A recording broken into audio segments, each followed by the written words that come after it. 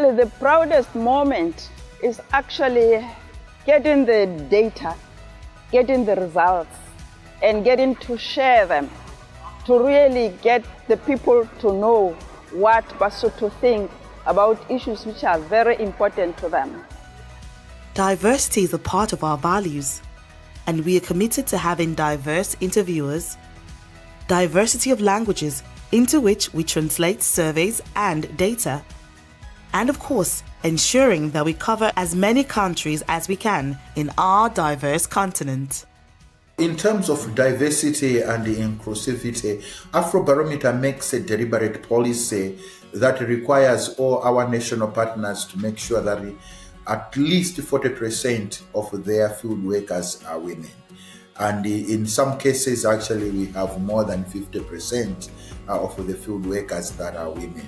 In terms of our samples, again, Afrobarometer has a deliberate policy that 50% of our samples will be women and 50% will be men.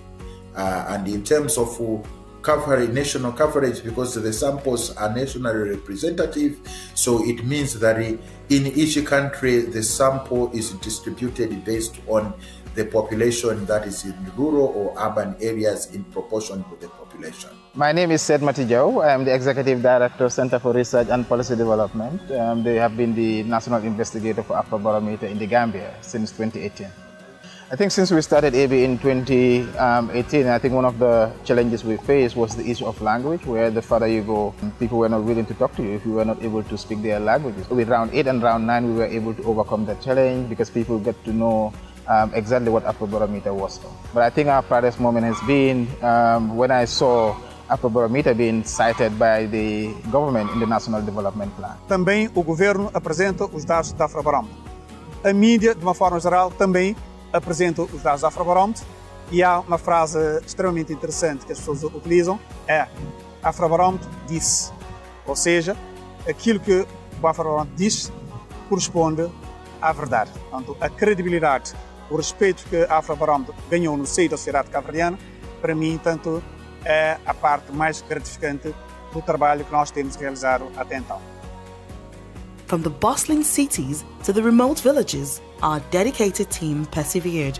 They overcame hurdles and celebrated victories. Together, we've etched a story of determination and resilience that is evidenced by data that would give people a voice.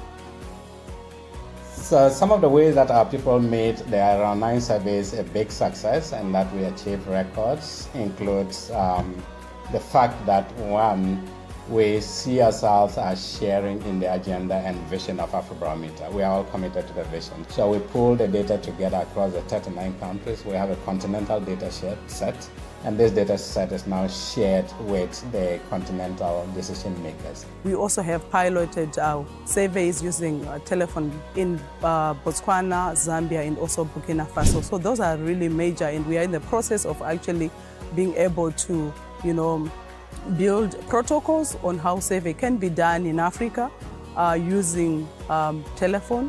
Le moment dont je suis le plus fier, c'est toujours celui du débriefing avec les équipes et de voir que tous les agents qui vont sur le terrain, ils viennent toujours transformer avec une nouvelle connaissance et une nouvelle vision de leur pays. When I look into the future, I pray, whether I'm still there or not, that, Afrobarometer, everywhere you turn, people are referencing Afrobarometer's data, before they take decisions, so that the decisions that people make are more qualitative, are more accurate, are more impactful. And I think that's really what it's about. Completing the Round 9 survey has been a journey filled with hard work, determination, and success. As we bid farewell to this chapter, we look forward to new horizons, new projects, and new challenges. Our journey continues. Cheers to the future.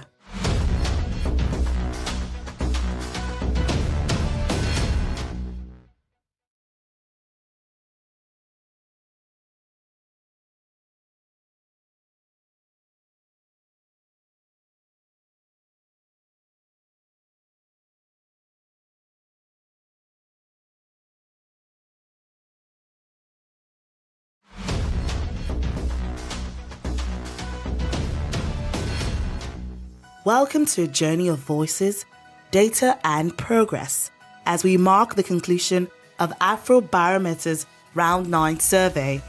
It was an incredible adventure, a journey that began in 2021 with dedicated enumerators working tirelessly in diverse terrains across 39 African countries.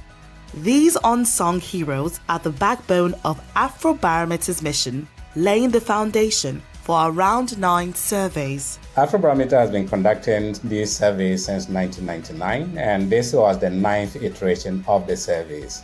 And it is part of our mission to make sure that citizen voice is part of public discourse. For the first time, we're able to cover up to 39 countries on the continent since we started these surveys in 1999, so that was a big highlight. The second is that within a calendar year, 12 months, we were able to complete more than 30 surveys. This was also a record for us because we've never been able to complete up to 30 surveys in one calendar year. And our visibility increased several hundred percentage folds. I don't know if people are aware that our country is called the kingdom in the sky because it's very mountainous, so the terrain is very difficult. But it doesn't matter how far it is, how difficult it is, we always endeavor to get where we are supposed to get. Usually the proudest moment is actually getting the data, getting the results, and getting to share them, to really get the people to know what Basotho think about issues which are very important to them. Diversity is a part of our values, and we are committed to having diverse interviewers, diversity of languages into which we translate surveys and data, and of course, ensuring that we cover as many countries as we can in our diverse continent. In terms of diversity and inclusivity, Afrobarometer makes a deliberate policy that requires all our national partners to make sure that at least 40% of their field workers are women. And in some cases, actually, we have more than 50% of the field workers that are women. In terms of our samples, again, Afrobarometer has a deliberate policy that 50% of our samples will be women and 50% will be men. And in terms of coverage, national coverage, because the samples are nationally representative, so it means that in each country the sample is distributed based on the population that is in rural or urban areas in proportion to the population. My name is CDD Joe. I am the Executive Director, Center for Research and Policy Development. They have been the national investigator for Afrobarometer in the Gambia since 2018. I think since we started AB in 2018, I think one of the challenges we faced was the issue of language, where the further you go, people were not willing to talk to you if you were not able to speak their languages. With round 8 and round 9, we were able to overcome that challenge because people get to know exactly what Afrobarometer was for. But I think our proudest moment has been when I saw Afrobarometer being cited by the government in the National Development Plan. Também o governo apresenta os dados da Afrobarometer. A mídia, de uma forma geral, também apresenta os dados da Afrobarometer, e há uma frase extremamente interessante que as pessoas utilizam, é Afrobarometer disse. Ou seja, aquilo que o Afrobarometer diz corresponde à verdade. Portanto, a credibilidade, o respeito que a Afrobarometer ganhou no seio da sociedade cabo-verdiana, para mim, tanto é a parte mais gratificante do trabalho que nós temos realizado até então. From the bustling cities to the remote villages, our dedicated team persevered. They overcame hurdles and celebrated victories. Together, we've etched a story of determination and resilience that is evidenced by data that would give people a voice. So some of the ways that our people made their around 9 surveys a big success and that we achieved records includes the fact that, one, we see ourselves as sharing in the agenda and vision of Afrobarometer. We are all committed to the vision. So we pulled the data together across the 39 countries. We have a continental data set, and this data set is now shared with the continental decision makers. We also have piloted our surveys using telephone in Botswana, Zambia, and also Burkina Faso. So those are really major, and we are in the process of actually being able to, build protocols on how survey can be done in Africa using telephone. Le moment dont je suis le plus fier, c'est toujours celui du débriefing avec les équipes et de voir que tous les agents qui vont sur le terrain, ils viennent toujours transformer avec une nouvelle connaissance et une nouvelle vision de leur pays. When I look into the future, I pray, whether I'm still there or not, that, Afrobarometer, everywhere you turn, people are referencing Afrobarometer's data, before they take decisions, so that the decisions that people make are more qualitative, are more accurate, and more impactful. And I think that's really what it's about. Completing the Round 9 survey has been a journey filled with hard work, determination, and success.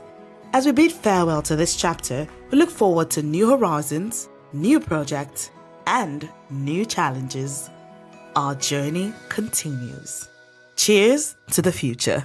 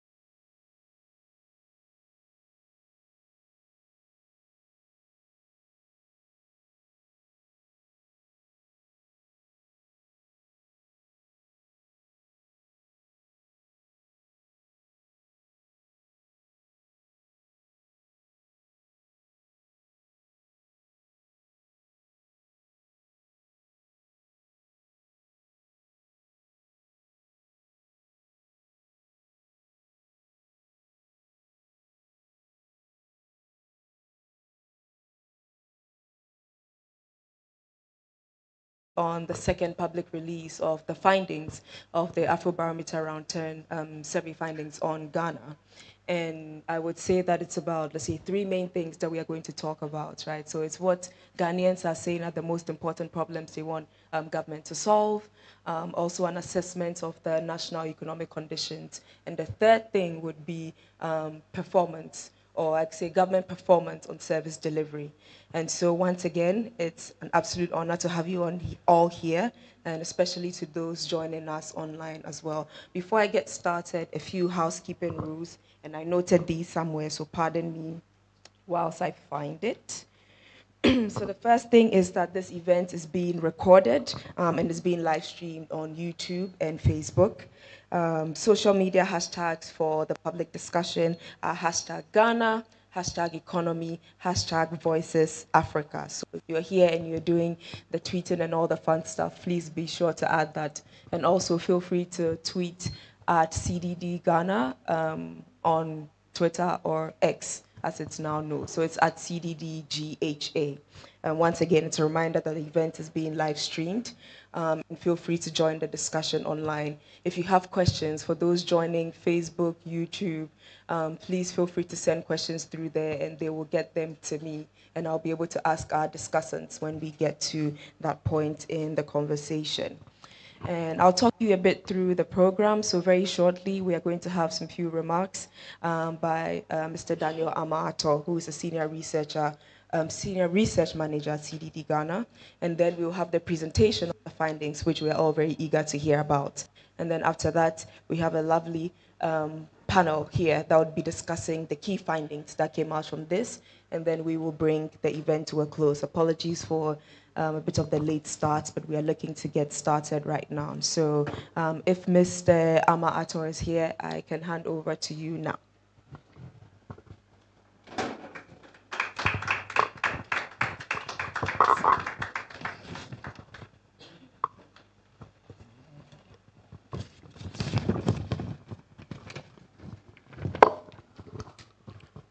Thank you, Noella, and good afternoon, ladies and gentlemen.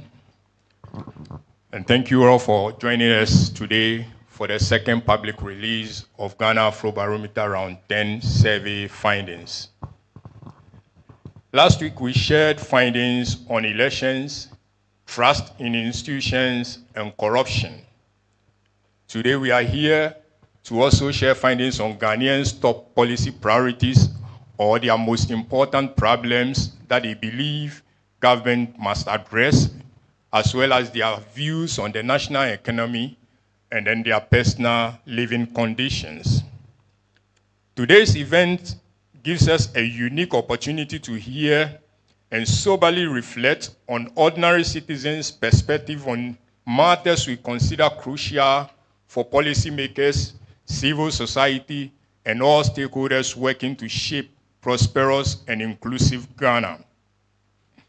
The center has been able to put together seasoned experts, Marie Noella Nwokolo, in case I mentioned the name wrongly, pardon me, from the African Center for Economic Transformation, they said, William Brafu Insedu, CDD-Ghana, Gifty Boahima Apia, Youth Advocates Ghana, and then Ejapoma Jeke Dako from the University of Ghana Business School as panelists. I am delighted because the background of our panelists resonates with the issues we are about to deliberate on. Each of them brings a wealth of experience and knowledge and will surely offer us deeper insights from their own analysis and reflections. I wish to encourage each and every one of you here to eagerly wait to hear from them. CDD Ghana would like to acknowledge the usual funding support from Afrobarometer Network, also acknowledge the generous additional funding support from GIZ, which enabled us to increase the sample size for round 10 survey, and also to undertake more dissemination and interactive sessions with the general public and selected stakeholder groups. We also want to acknowledge the support, and I will once again say the usual support of the Ghana Statistical Service, and we have those who have been having us, I've seen their faces here. Normally, Afrobarometer surveys across all the countries, we depend on the national sampling frame, and these are information that we cannot easily get, so we collaborate with the Ghana Statistical Service to help us in drawing the sample, which makes our survey nationally representative. So, Statistical Service, we acknowledge your support over the years, and still we believe you continue to support us. Before I sit down, let me say once again, thank you for being here, and we look forward to a lively and insightful discussion. Thank you.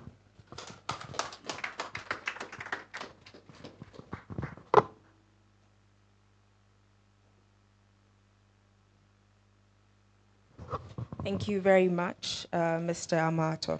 So next on the program, we would like to invite Dr. Edem Salome, Director of Research at CDD Ghana, to share a presentation of Afrobarometer findings.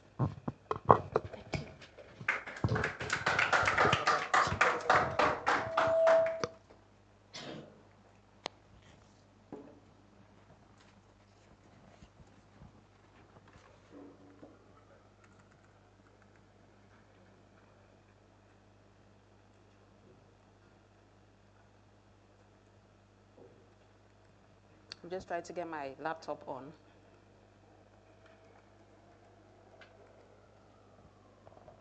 Okay, so good afternoon to everyone, and welcome to the second and final public dissemination of our Afrobarometer Round 10 findings for this year. We will do some disseminations next year, but this is the last one for this year. So if you miss it, you missed it. Right, so as I did the last time I presented the findings, I'd like to acknowledge my hardworking team led by Mavis Dome, Daniel Amato, who just spoke, Lionel Esime, sitting at the back there, Francisca Sapon, where are you? Mamie Kia Chum, who is not here today, and Chita Mingle, who is sitting at the back there. As some of you saw when we were screening some of the pictures from the field, it's such an arduous task collecting this sort of data from citizens. Sometimes it looks and sounds very easy when we are presenting the findings, but it does take a lot of work. I mean, traversing the country, the length and breadth of Ghana, just to ask people questions about what they think about the country we all call Ghana. So, I mean, like, we don't thank our respondents enough. And as I said the last time, it's been 25 years since Afrobarometer started this venture of asking citizens their opinions about the quality of life, you know, so many questions. It's been 25 years, and when we started this in 1999, Ghana was one of the first countries to be surveyed. And, you know, looking back at the time, we didn't have a lot of public opinion surveys. I mean, the best and the closest we got were censuses. So starting that thing in 1999 at a time when, you know, people didn't really know what these things meant, except in the Western world, we've come a really long way. And as I did the last time, this time also, when I'm sharing the findings, we'll be looking at some of the trends across time, because it helps put a good perspective on some of the current findings. And then we begin to understand, you know, how things have moved, how the country has moved over time. Are we doing well with all of the things that, you know, we really talk about, shout about, you know, in our rooms and on radio? Are we really doing well? So I'm going to begin, but as protocol requires us to do, we have to say a few words about what Afrobarometer is. So I'll begin with that. And Afrobarometer is a Pan-African because it's done across so many countries in Africa. It's a non-partisan survey research network. It provides reliable data on African experiences, as I said, on evaluations of democracy, governance, and quality of life, and many, many other issues. The goal is to give the African a voice in decision making. Now, one of the things that drove Afrobarometer to start this venture was, you know, the thinking that ordinary, what we call everyday Ghanaians, did not have an opinion about matters of governance, right? So that is the bottom line for Afrobarometer, that ordinary people really do have something to say about what we call governance. Okay, so the map you will see next is, you know, the map of Afrobarometer and where Afrobarometer has been working since 1999. And, you know, the portion you see in the middle, which is gray and a bit around the Horn of Africa, is where a survey has never been conducted. And the colors, the deeper reds and all the others just shows that we've done one or more surveys in those countries, and like I said, since 1999. Now, we move on to the methodology. And, you know, like I said, when we started Afrobarometer, the methodology that we've used, you know, has not changed since then till now. And it's one of the areas that we had the most contentions about. You know, we would have so many questions about, you know, why with a population of 36 million or 23 million at the time, you know, how can that represent the views of all Ghanaians? You know, it used to be one of the areas where we spent a lot of time talking about, even forgetting some of the findings. We would spend our time, you know, explaining this, what it means. And Daniel over here would say, oh, if you take a bowl of soup, and then you don't have to drink all of it to know what it tastes like. So our sampling, our methodology is what we call a random representative sample of adult citizens. So it's only adults at the time. You know, it's not all of the population, it's all those who are aged 80 years and above that are sampled out of the adult population. Face-to-face interviews are conducted, and we saw in some of those images our field workers going to places. Now, the important thing about these face-to-face interviews is that the consent of the respondent is sought before we ask them questions. They are not coerced, they are not induced. So everything that they tell us is out of their free will and is what their opinions are. We've used a standard questionnaire over time, and that questionnaire allows us to compare within Ghana and also across the continent to see how well Ghana stands against Nigeria, Togo, and even the South or the East. So that standard questionnaire helps us to do some of the comparisons we'll see over time. We use a sample size of 2,400 for Ghana. We've been doing that since the round 5, and now we call each round of survey a round. So this is the 10th round of doing Afrobarometer surveys in Ghana. So this is the 10th. So it's 10, times we've gone out to ask Ghanaians, their views. So let's now move on to the demographics. Now, this usually is one of my favorite slides to show, because this tells us again how good or close enough our sample is to what is reflective of the Ghanaian population. Right, so what you see, which is in blue on the extreme right, is the sample for our survey. The middle one is the national sample. Of course, our sample cuts across all of the 16 regions of Ghana. When we started Afrobarometer, it was 10 regions. Now we have 16 regions. So our sample does cut across all the regions, and if you can see the distribution, it closely matches what's in the national census. Of course, we have a good representation of rural and urban populations as well. Now, the map you will see next is the spread. What we just showed you is what we are seeing on the map. Now, those dots you see are where interviews were conducted. And those are enumeration areas. You see the spread where there's, dense population like Greater Accra. You see a lot of dots. Each dot represents 8 interviews. Now, still on the demographics, our sample covers, the gender as well, the educational spectrum, and then the faiths. You will see a 50-50 split between women, because we have a deliberate policy to ensure that we have that representation in our data, all right? So when the interview is conducted, let's say the first person is a man, the next household where the selection will be done will be a woman. Unfortunately, I don't see a lot of women sitting amongst us over here. That's a shame. I just had to say that. All right, so we will now move on to the findings. But before then, this, I think I talked about this the last time. It helps, because having done this for so long, sometimes we try to get into the minds of our respondents as well, to kind of understand why are they giving us these responses, right? And we realize that, apart from their own experiences, there's also what we call the context. What is informing their opinions or their perceptions about things? It is usually what they may have heard in the news, and these days there's social media, so there's a lot of information going on. Either they are being misinformed or, whatever it is. There's a traditional media, there are newspapers. Well, we are seeing that people don't read newspapers that much these days.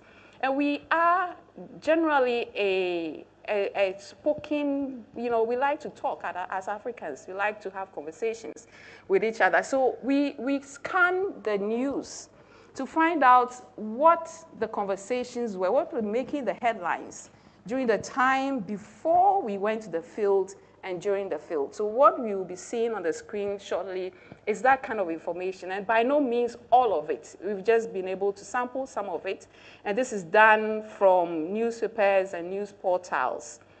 So we begin with some of the governance issues at the time.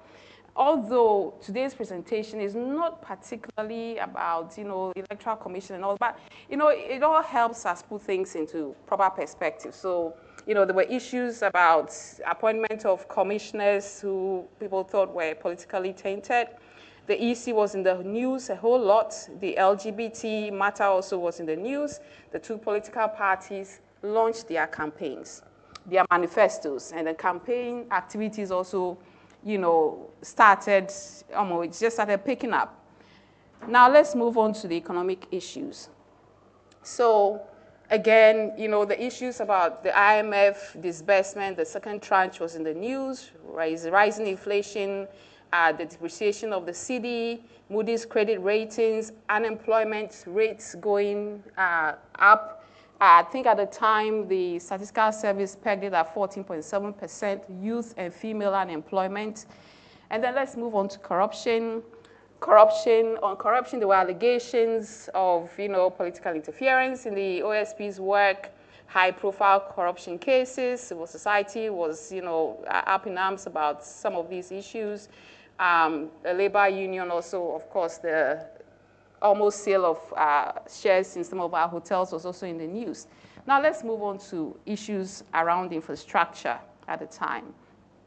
Again, it was declared a year of roads, so there was a lot of road construction going on in the news. The power crisis, power outages, there were protests over power outages.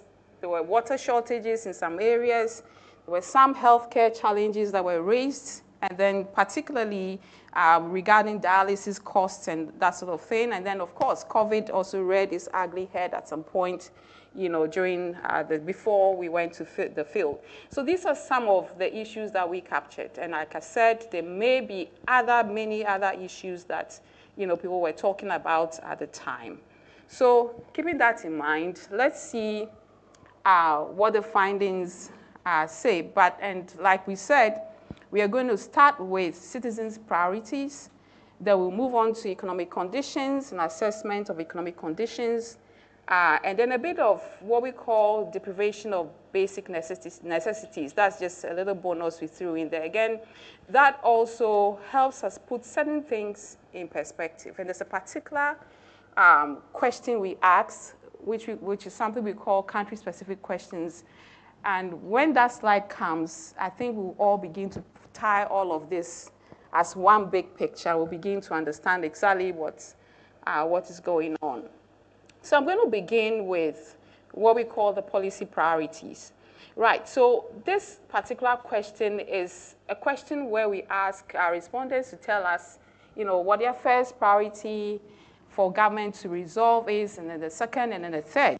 And what you see on the screen is what they mentioned as their first priority. And so we see that unemployment, infrastructure, and health are the three most frequently cited, most important problems that citizens are saying government should address. Now, unemployment, you see oh, you moved so quickly. You can go back. You want me to go to the trend so quickly? Now, what is interesting is that we see these, three issues ranking up there. But then all the way to the bottom, you see wages and incomes. You see rates and taxes, and even democracy and political rights. I think Ghanaians they kind of weigh, and put value on. Of course, if you have employment, you have, salaries, right? If you have employment, taxes, and all of those things, you can deal with them easily. Anyway, so maybe you can move on to the next slide now. Now, what we did in our first release, and what we're doing now, is to also show the trend over time. Now, this is looking at this question from 2008 to 2024, right? And then, you can see, that the years are on the vertical column on the left. How these top three have been alternating over the years. It's either unemployment, management of the economy, infrastructure, unemployment. It's the same issues over the years. And, again, that brings me back to some of the points I made earlier on, that these findings help us reflect deeper. How are we really, are we solving the problems of this country, right? Because it's always the same issues. You know, we've had water supply in there at some point, electricity, but it's always the same, you know, usual suspects, if I'm allowed to describe them like that.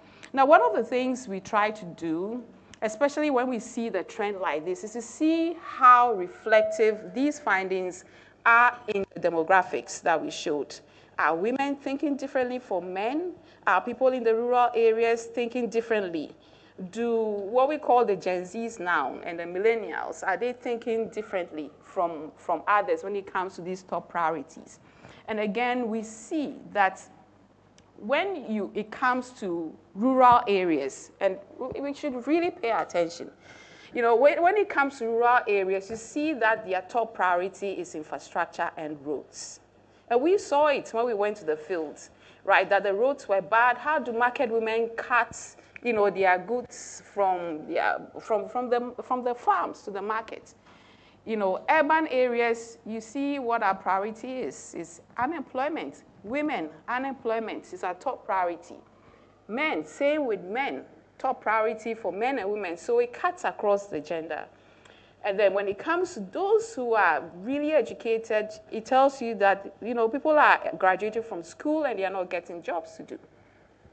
All the way down. And then again, you see where people do not have a lot of education, what their top priority is. So it tells you who is in that sector. It's either artisans, market people, and then you see health, roads, and infrastructure as their top priority. Okay. So again, we wanted to look at this same question across the age demographics. And the Gen Zs are usually my favorite because I think we talk about them a lot these days. The Gen Zs, or what we call the youth, the millennials are in there a bit. And again, it's the same picture that we see, except when we get to the older folk, right? The baby boomers and those who are retired, then it's roads and health, more or less. But otherwise, across the age groups, it's mainly the top two: unemployment, infrastructure, and roads. So this slide, you showed it too quickly. This slide I'm about to speak about is the one I said is one of my favorites. It's a question we asked just to find out. Again, like I said, we've been collecting this sort of data. You saw from the trend analysis that it's been, you know, the same things: unemployment, you know, infrastructure. We wanted to, because there are certain government policies that are already running, you know, we wanted to find out whether people have, you know, really understood these policies. Are they working for them? What should the future plans be for those particular policies? So maybe you can now show it. So we wanted to find out, regardless of who wins the elections, so definitely it's going to be a different person, which of those policies that we know so well should be retained, regardless of who wins the election, right? And as you can see, it's only e-levy that you see almost 8 in 10 Ghanaians saying that should be abolished. Otherwise, free SHS, which tops it all, planting for food and rearing for food and jobs, one district, one factory, one village, one dam, all are policies that Ghanaians say that the next government should retain. Now, this tells a very beautiful story, a story of what national development means. You know, sometimes people feel that Ghanaians wouldn't understand these things, but this tells you that, you know, development should not have any political color. It should be a national development agenda. So regardless of who wins the election, these must be continued, because that is how development, you know, we see, because if people are educated, if, you know, we have jobs and factories and all of that, people get jobs to do. So we go back to the top priorities. We see that in here as well. People are asking for employment. If these planting for why am I tongue twisting on this? Planting and rearing for food and jobs. If there are factories, people will get jobs to do. Right. So for me, this is a highlight of our findings, that development should have a national look. Okay, so let's now move on to what we call deprivation of basic necessities. It's important, again, because we in Afrobarometer look at poverty in a certain way. We look at it in terms of what necessities people are deprived of in the year, and whether they are deprived of those necessities many times, a few times, sometimes, or not at all. So it's slightly different from what how the World Bank would, look at poverty. So let's look at that. So, like I said, there are certain necessities. So we look at cash income, whether people have gone without cash income many times or always, medical care, water, food, and cooking fuel. These are the 5 necessities that we use to construct something we call lived poverty index. So what people live, I mean, of course, you need cash, you need medical, so some of the basic necessities. And again, when we look at this for this year, we see that, cash income deprivation was the most prevalent amongst Ghanaians in 2024. That was followed by, I think it's health. Medical care, yes, followed by medical care, and then water, food, and then cooking fuel, in that order. So, like I said, that's what we use to construct what we call the lived poverty index, the lived poverty of Ghanaians. And again, we look at those deprivations, whether cash, medical care, water, cooking fuel, and food, whether people went without those, several times in the past year or often. So we put those together to construct what you see. Again, we see that 8 in 10 Ghanaians have experienced low to moderate deprivation of the lived poverty, which is those, indicators that I mentioned earlier on. Again, this shows that, people are getting poorer and poorer, right? So low lived poverty and moderate lived poverty, that's where I usually put our middle classes. That people who have, a bit of income wouldn't have gone without some of those basic necessities like I mentioned.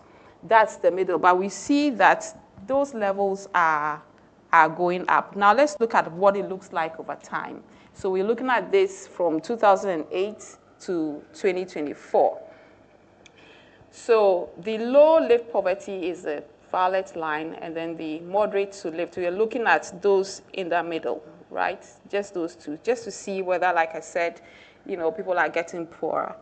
So we see that those who are in the no to low lived poverty have been declining since 2017. Those in that group have been declining. And for those in the moderate to high, that has been reducing. It's been on the rise as well. So you see that space in between there, that tells you where we are in terms of whether people are getting poorer and poorer over time. There's for those in the moderate to high lived poverty, there's an increase from 19% to 45%, from 2008 to 2024. Okay. So now let's turn to assessments of economic and living conditions of Ghanaians. Again, this is one of the questions that we've asked over time, just to assess, how people assess the economic conditions of the country and then their own living conditions as well. And we'll look at this over a 12-year period from 2012 to 2024. Again, the picture we've seen, with many of the findings, the trends has not changed, even with this question. And, where am I? I think I skipped. Yes. Right, so let's start with whether the country is going in the wrong direction. I think my brain is telling me not to talk about it because it doesn't look too good. So, again, we see that, like I said, the story hasn't changed over time. The 8 in 10, a large majority of Ghanaians are saying in 2024 that the country is going in the wrong direction. But we see a marginal decline between 2022, where we conducted a round 9 survey, and this round, a 5% drop from 87 high to an 82% high. But again, it's just a marginal. It's still in the 80s. So, and then again, those who say the country is going in the right direction, which is a green line, we've seen a marginal increase between 2022 and 2024 by 4 percentage points. Now let's move on to what I was trying to talk about before. So let's look at the evaluations of the country's economic condition. Again, the picture doesn't look very different from what I just showed. Again, 8 in 10 Ghanaians describe the national economic conditions as either very or fairly bad. We see a 7% drop from the 2022 figure of 85% to 78%. So we had 8 in 10 Ghanaians. Now it's still about 8 in 10 Ghanaians. It's 78%. That have evaluated the country's economic conditions negatively. All right, let's look at evaluations of people's personal living conditions. So what we just saw is the country's economic conditions now, personal living conditions. Again, we see that 2/3 of Ghanaians also describe their personal living conditions as very bad or fairly bad. And the numbers aren't that we see a drop between 2022 and 2024. It's about, how many? 5 percentage point drops from 72% to 67%. Similarly, we see an increase in those who say that their personal living conditions have improved. We see a 5 percentage points up. So it's improved for some people. One of the things we try to do when we ask these questions about the economy is to find out whether Ghanaians are optimistic about whether things are going to change in future or whether things are going to remain the same. And over time, we realize that Ghanaians are quite optimistic about the future. And again, we see that the majority of Ghanaians are hopeful of the next 12 years.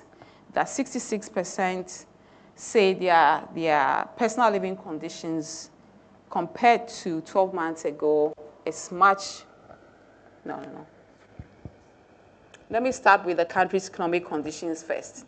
So we see that 66% of Ghanaians are saying that the country's economic conditions compared to 12 months ago will be better. It's worse. It's much worse. Those who say that it's going to be better or same are those 15% and 19%. So that's around. Yes, but we want to put the two together and see how optimistic they are. And again, when it gets to personal living conditions, 12 months ago, 59% say that their personal living conditions are worse. But this is where I was coming to. I don't want this to sound all too bad. It's this chart that I was talking about. Now, that's the optimism chart, right? Whether people are optimistic about, economic conditions of the country. And that's where we see that 45% are hopeful that the country's economic conditions in the next 12 months will be a lot better than this year. But 15%, they think it's going to be the same. And a quarter say that it's going to be much worse or worse. Let's now look at the assessments of government economic performance over time. And we are going to be looking at this from 2012 to 2024. And like I say, we keep our eyes on those two, the last two columns of the chart, right? So we see just a 1% change in government assessment of government performance in managing the economy.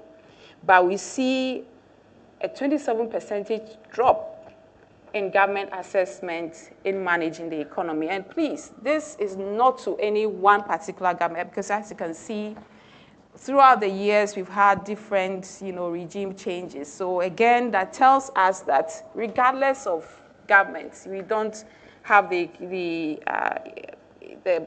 country's economy managed the way it should be.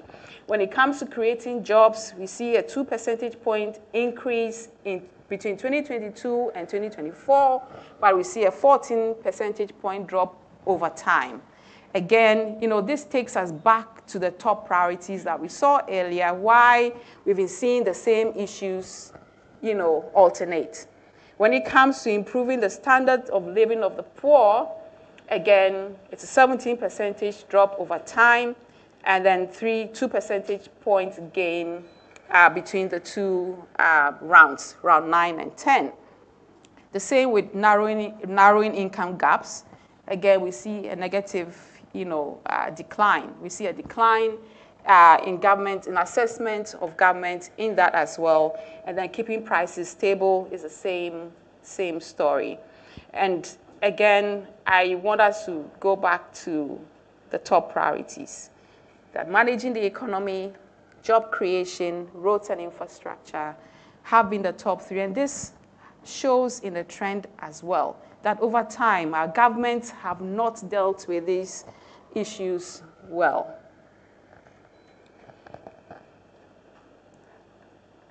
So we wanted to throw in this bonus on public service delivery because, again, it goes to the heart of some of the things that we are seeing.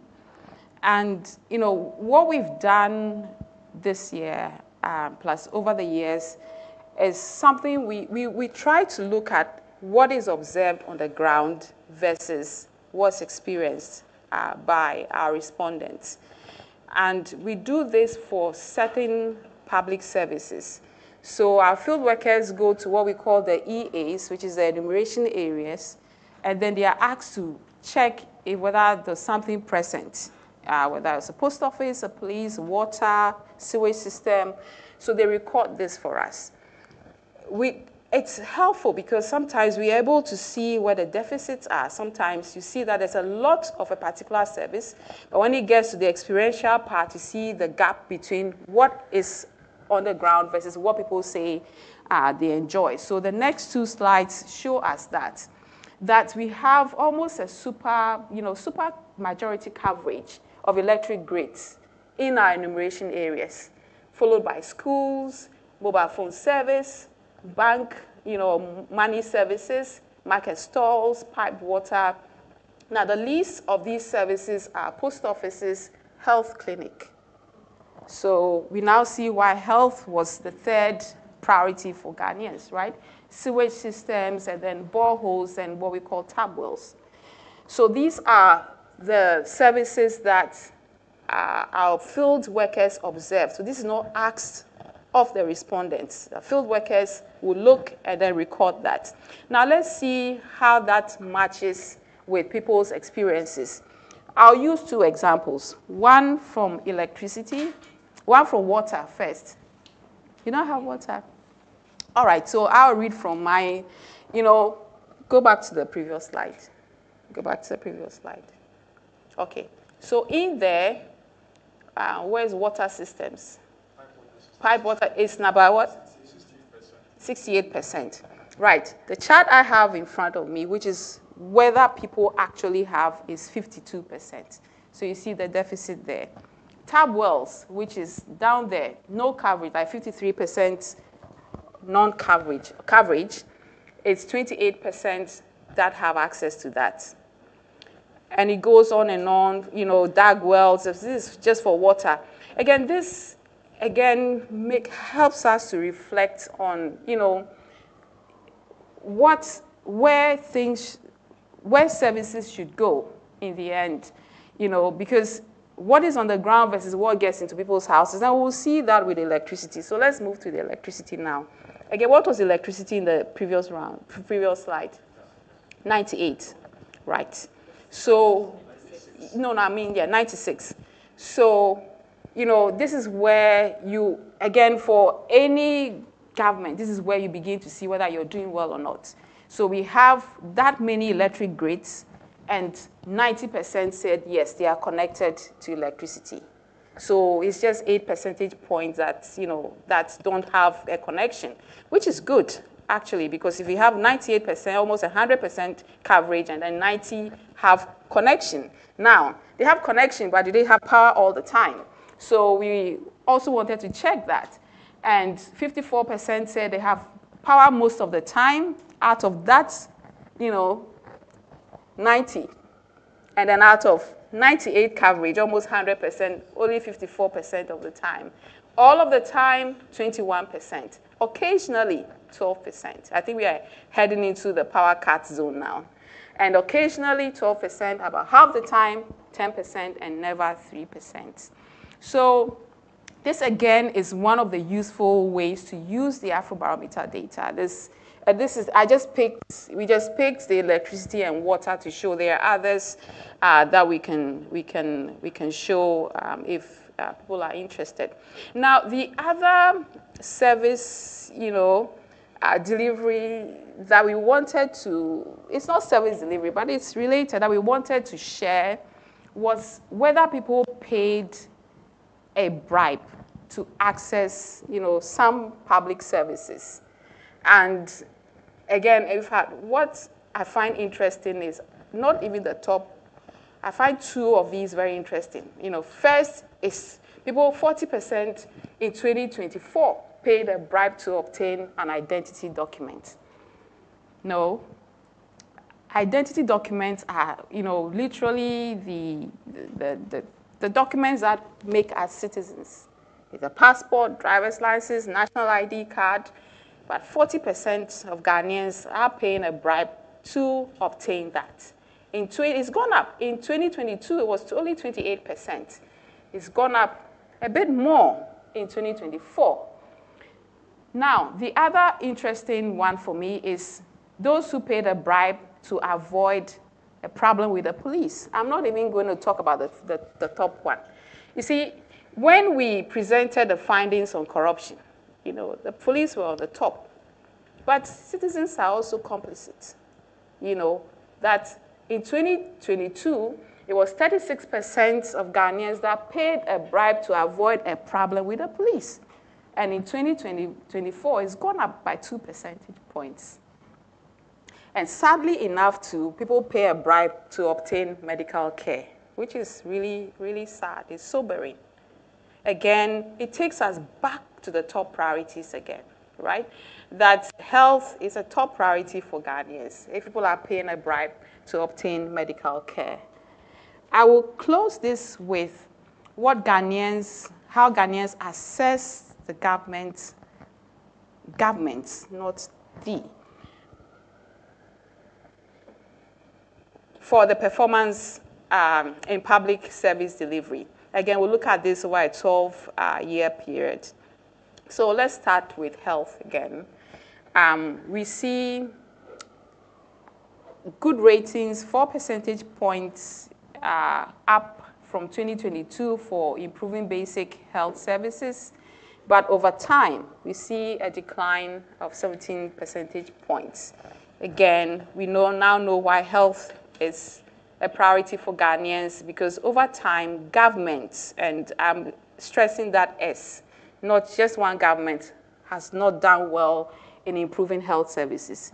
We see the same with addressing educational needs, and I think we've seen the highest improvements in terms of Ghanaians' assessment of whether government is doing well in education. That's 13% point change between 2022 and 2024, but an 8 percentage decline over time, over the 12-year period.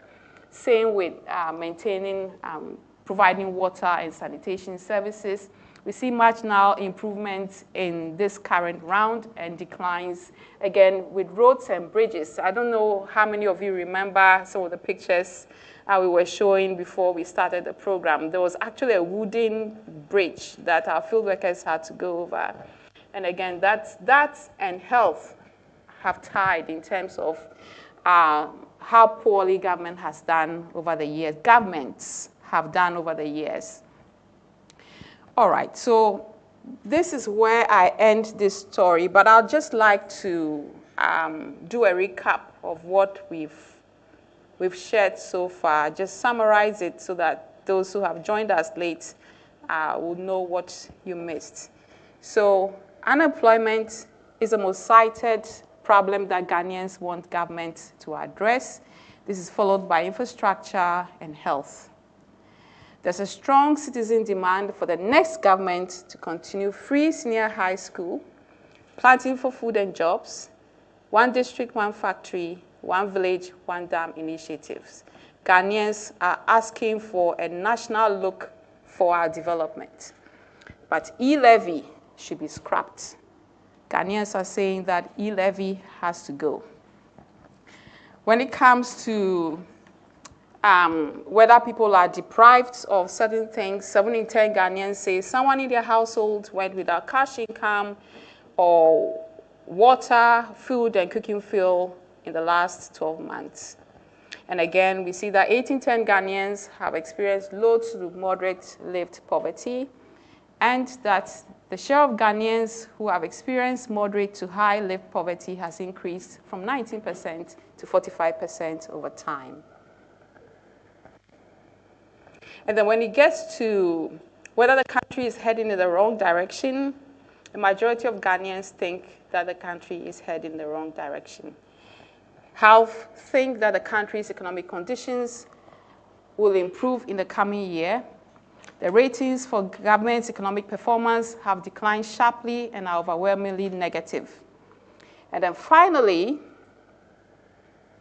9 in 10 Ghanaians have electricity connected to their homes. Among those who have a connection, 75% say power is available most or all the time. And half of Ghanaians who sought police assistance during the previous year say they had to pay a bribe. And finally, more than half Ghanaians say the government is doing a good job on education, which is 51%, and the provision of electricity, 53%, but fewer approve the government's performance on healthcare, water sanitation, and maintaining roads and bridges. Thank you very much.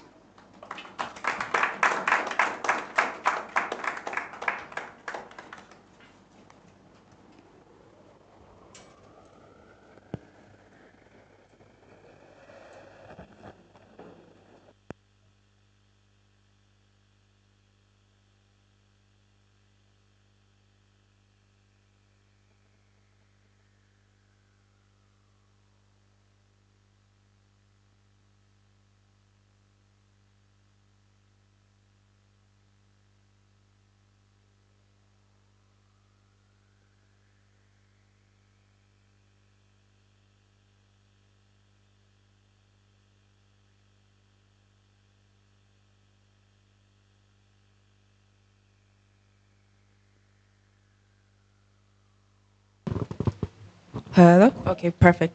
Dr. Adam Salome, thank you so much for sharing the findings with us. So now we're moving on to the part of the discussion where we go from some of our jaws dropping and our eyes popping out to actually trying to understand what these findings say and why some of the things are the way that they are.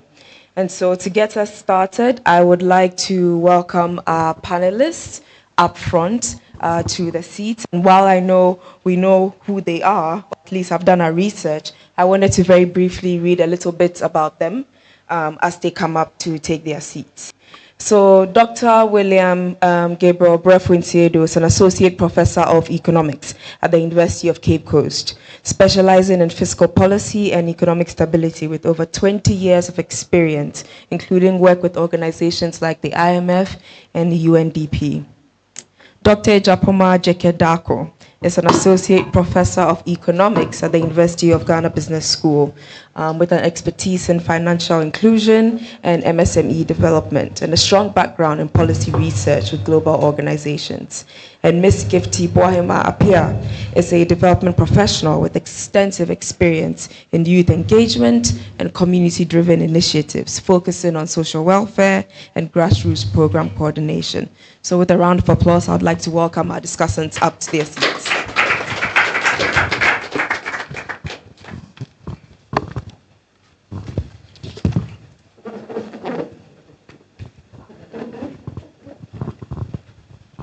Okay, so I'll scoot over so we're up close and personal. To get us started, can each of you share a little bit about what was most striking to you about what has been shared so far, what Dr. Salome shared?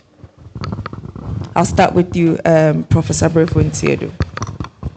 Okay, thank you. I think when I was listening to the presentation, I think a whole lot of experiences came to mind, but I think just for want of time, I'll just say unemployment and infrastructure. And with unemployment, what I noticed from the presentation is that it's basically a case with the youth. It's an issue with the youth. And then with infrastructure also, I also noticed that that has more to do with the rural settings. Of course, if you look at the margins, it's not that much different, the difference between infrastructure deficits in the rural settings and that of the urban centers, but you still notice some difference. So these are the two that really caught my attention. And then also living conditions, and I was just wondering, yeah, of course we live in a country where rates of inflation, I do have to jump the queue, right? let them also talk there. Yes, we'll come back to you to expand.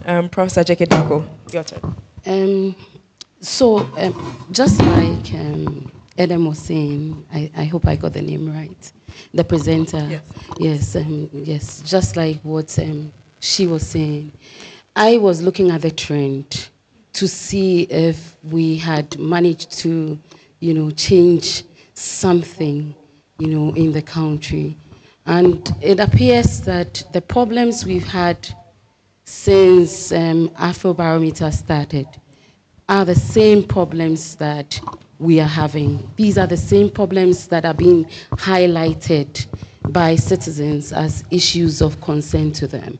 So while I sat there, I was just thinking, what have we not done right?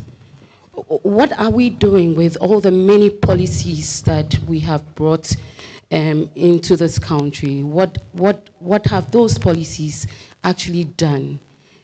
Are we not targeting the policies to the right direction?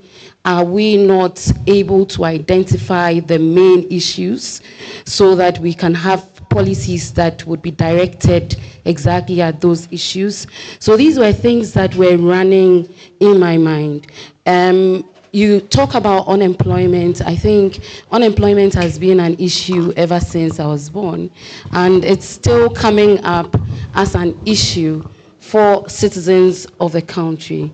I think that we need to dig deeper and think carefully about how we are addressing some of these problems that are coming up. Is it just a perception? Is unemployment just a perception by citizens of a country? Because if I'm supposed to take you back to the definition that we use for unemployment, we are talking about people who are available for work but are not, working currently, right? So they are available for work, they are searching for jobs, but are not working. So we'll call these people unemployed people. Is it that we have many discouraged workers calling themselves unemployed? Are we going deeper to look at those issues and therefore targeting the policies towards discouraged workers? Are we having quite a number of informal sector people calling themselves unemployed because they feel they are not earning enough, and so they would say they don't have jobs? These are issues that we have to dig deeper into and see if we can find policies that can be directed towards these people. Thank you. Gifty, over to you. Thank you. I have a lot to say, actually, because working in the development space, you go to communities and then you see some of these issues that have been presented here play out strongly. So when it comes to unemployment, it's so sad to see that, or to observe that we are in a country where young people do not have access to the right sources of information, and then also when it comes to unemployment, it's a very strong indicator. Young people, we are the future generation. We are supposed to have access to basic necessities. We are supposed to have access to the right resources, the necessary resources that we need to thrive. But it's just so sad that unemployment is just playing out strongly here. Over the years, from 2008 up to now, if there still hasn't been any improvement in addressing unemployment issues, addressing issues of basic necessities of life, including health, and when it comes to infrastructure as well, basic infrastructure such as roads, for those within these deprived communities to be able to access resources, information and services, then I think that in Ghana we have a very, very long way to go. I'll end here for now. Thank you all so much for that. And the second round of questions I'll pose to everyone as well is to get a sense of, from your perspective, the current economic outlook of the country. I'm curious to know your thoughts on that, especially in light of, some of the findings that came up in terms of people's perceptions of how things were 12 months before personally, but also at the economic level. But what I thought was also interesting is a majority of people, I think it was about 59, I could be wrong, said the country was headed in the wrong direction, but also quite a number of people were hopeful that things would be better in 12 months' time. So I'm curious to hear a bit about your thoughts or your perspective on that. I'll start again with you. Okay, if you ask me about my personal opinion, I would say the future is bright. Why am I saying that? I'm saying that because we just realizing that we have a cream of policymakers who have an open hand and all ears to listen. And because of that, some steps are being taken to correct certain policies that have been implemented. But somebody will use the word, it's a good policy, but you are implementing that policy at the wrong time. So they are good, but the timing is not appropriate. Not to try to teach people here, but when we talk about economic policy or public policy, you always have to think about the fact that it's basically what we call social sciences. Social sciences means that you can get it wrong, and people's reactions to decisions that you take can change at any time. What you would want to do is you want to ensure that the decisions that you take would at the end of the day benefit the majority. There would certainly be some group of individuals who will be losers. So should those people lose out on the benefits of the decisions that you take, what measures have you put in place to address the outcome in terms of the adverse consequences of their personal living situation, right? I see measures or steps being taken to reform, especially when we talk about macroeconomic stability, trying to put in measures to reduce inflation and spur investments and growth. And if I should look at it from that perspective, I would say that by the close of the year, we should be around 20, at least be able to maintain rate of inflation around 20%, and also maintain economic growth between 5 to 6%. If the measures that have been taken now remains in place, there are prospects we will get somewhere, right? So I think for me, the future is bright. But you know, the problem we have in this country, if we go back across regimes, whoever is in power, what we realize is that it's like it's a cycle. And as I was listening to the presentation, there's one thing that I observed. At any political party that comes to power, if you are very critical, you realize that in the first 2 years of their second term, they somehow go to sleep. They go to sleep. Only when in the last 2 years of their second term that they come back, somehow they realize that if they have to sit up, right? And it's a cycle, and something we need to, I don't know how we can break that cycle.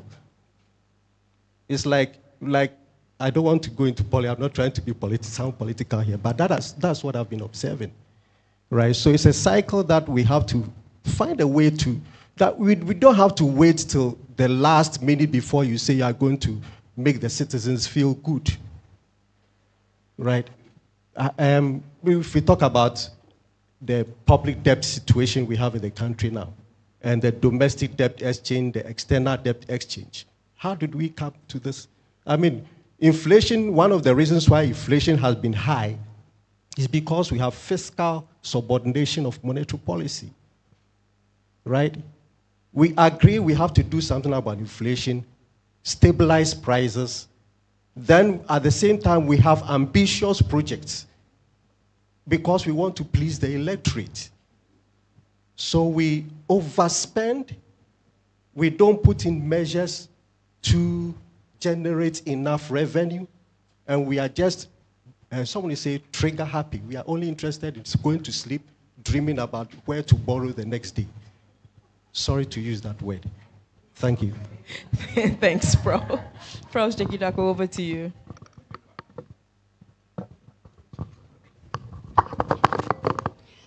I'm looking at it from the macro point of view, and looking at the data that is available to us currently, looking at growth prospects. First, second quarter growth has been good, 5% at a point, and almost about 7% for another quarter, etc. So that has been good. I look at inflation, compare inflation from, let's say, 2022, end 2022 till date. We've seen some disinflation occur in the economy from about 55 or 54%. We are now hovering around 20, 21%, which is a good sign. I'm looking, and of course that has fed into what's happening with the monetary policy rate, which would feed into, hopefully, feed into interest rates, and that would ease the burden of, that should ease the burden of the citizens in a way. So I see a positive outlook. My worry is just about the coming elections. Again, if you go back to the data, you would see that in election years, apart from just one election year, in all election years, we have overspent, and we've had some huge fiscal deficits, sometimes climbing to as high as about 7%, etc. I'm hoping, even in 2016, we did have elections, right? We had, IMF program, but we still overspent. So my point is, I'm just hoping that this elections is not going to be derailing all the gains that we have made so far, because we have like a huge hurdle ahead of us. We've done the DDP, and we've got some fiscal space. We need to be able to utilize this fiscal space properly, you know, so that we'll be able to pay off our debts here and there. So it's important that we stick to what we have said we are going to do in terms of what our fiscal deficit is going to be, because I believe that we are where we are now because of the huge fiscal deficits that we have incurred as a country. So yes, I have a positive outlook for the economy if we don't derail it with the elections. Thank you. Gifty? Hey, thank you. I'll borrow Doc's words that the future is bright. I think as long as we prioritize what Ghanaians are asking for, when it comes to unemployment, addressing these would go a long way in ensuring that young people have the necessary access to resources, and then they also have satisfaction. They are living in peace, their mental health and everything concerning young people is achieved. But when it comes to health, we still have a long way to go, because so for Youth Advocates Ghana, we have a project called Youth for Health. It's a project that's basically aimed at improving access to sexual and reproductive health, information and services for adolescents and young people in general. So we are doing this in the Northern and Upper East regions.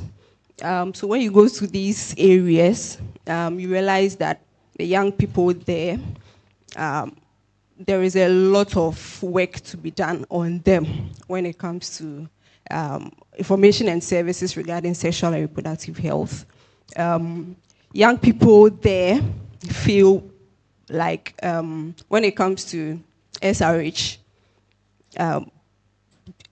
some of these issues are just deeply rooted. The myths and misconceptions they have concerning sexual and reproductive health are deeply rooted in their culture. They are not willing to open up when it comes to issues concerning them. They are not able to access the necessary or the right information because sometimes their health facilities are far away, far off from their places of residence. The health workers there, some of them have negative attitudes, so then the young people are not able to reach out to them as and when they need these services. There is this whole misconception around contraceptives. Young people feel like in our dispensation, we don't have that liberty to speak up about such issues. That's because of our culture. So you realize that when it comes to sexually transmitted infections, we are recording higher cases, HIV, and then also teenage pregnancies. We are recording higher levels of teenage pregnancies within these areas. So I think that from this survey, these three issues that really popped up strongly, the health, unemployment, and then roads and infrastructure, when addressed, I think that in the coming year or in the subsequent years, I think we would go a long way. Thank you. Thank you. And sticking with you and also on the topic of unemployment, do you feel that current government programs are adequately addressing unemployment? If so, if not, what would you say are some of the changes that you, especially as a young Ghanaian, would like to see happen? Okay, so when it comes to come again, your question again, sorry. No, you're fine. So what would you say, do you feel that current government programs are adequately addressing unemployment? And what are some of the changes that you'd like to see done to sort of tackle the issue? Okay, so current government programs, I would say when it comes to, let's say, free SHS, planting for food and jobs, the One District, One Dam, and all of those things are just basically aimed at improving or reducing unemployment rates, because these are forms of jobs that our young people can access. But I think that there's still a long way to go because, for example, with the free SHS, education is a right. Education is one thing that every individual needs to access. Education is very important because it provides us with the knowledge and skills that we need to be able to access employment avenues and then also to contribute to economic development. But then I think there's a lot to be done. For example, the free SHS, there's still a lot of gaps in terms of infrastructure, in terms of feeding, in terms of administration. I think there's still a long way to go with its implementation. It's a very good program because at least we are ensuring that young people who are from poor economic backgrounds are able to access education, and then eventually that would feed into either they being engaged in employable skills or going into entrepreneurship or something else. But the implementation is poor. But then when it is, I think that if some of these gaps are addressed, it would be a very good initiative, and I think that it would help increase our literacy levels, and which will eventually feed into economic growth and development, especially for young people. Thank you. Can I just add to what she just said? So you asked a question about government programs and whether they are adequate and in addressing unemployment issues. Yes, I think that there are quite a number of programs that seek to address issues around youth unemployment. However, I find that these programs are quite fragmented, especially when it comes to the implementation and the institutions that are supposed to see to, the rollout of these programs. So you find different institutions trying to do the same things, right? And when that happens, you tend to achieve something, but you don't achieve the ultimate goal that you want to be achieving. You find also that different development institutions come in, and then they come to meet the same people, come with the same programs. So the programs are there, but the programs are not diverse enough. The funding is there, but the funding tends to go to the same issues instead of spreading out the funding and making sure that all the different issues are tackled properly. Thank you both. Yes, to add to what she's just said, I think, yes, it's true, we've had quite a number of good policies, but I think there is a lack of coordination among the main key stakeholder institutions. And that leads to duplication of responsibilities and duties, functions. So that would have to be looked at. And also, there is monitoring and evaluation is also a bit quite weak. That is also an area that needs to be looked at. Then also, information management of the labor market. The information management system needs to be strengthened. We need good statistics in order to take good decisions. So that is what I want to add. So I think basically what I'm hearing is we are policy program rich, but implementation somewhat poor. And there's quite a bit that needs to be done, especially in terms of coordination, to make sure we are not repeating or wasting resources for that matter. So back to sort of sticking with this topic of unemployment, Professor Brefu Siedu, I wanted to find out, can you speak a bit about perhaps some of the structural or policy barriers that might be perpetuating or creating this high unemployment levels from an economics perspective? How can we start to think about why this is the case and maybe why we're struggling with it so much? I think just as I said, information. We need to strengthen the information system, because you can't take a good decision when you don't have information. You need good statistics in order to take a good decision. The other thing which we have all not talked about is rural-urban drift. Rural-urban drift. Why are the young ones leaving the countryside? Why are they all moving to the capital towns and capital cities? It is because they don't think they have a future where they find themselves. So I think we have to, I don't want to use the word policy failure, but I think it all comes back to implementation, right? And we're talking about modernizing agriculture, right? And I think that we have to start rethinking about, look at the growth patterns that we have, which sectors are growing, and think about whether they have the potentials to generate jobs or not. Okay, the services sector at the moment is leading in terms of absorption of labor, right? And we know that most of services activities, sector activities, are capital intensive.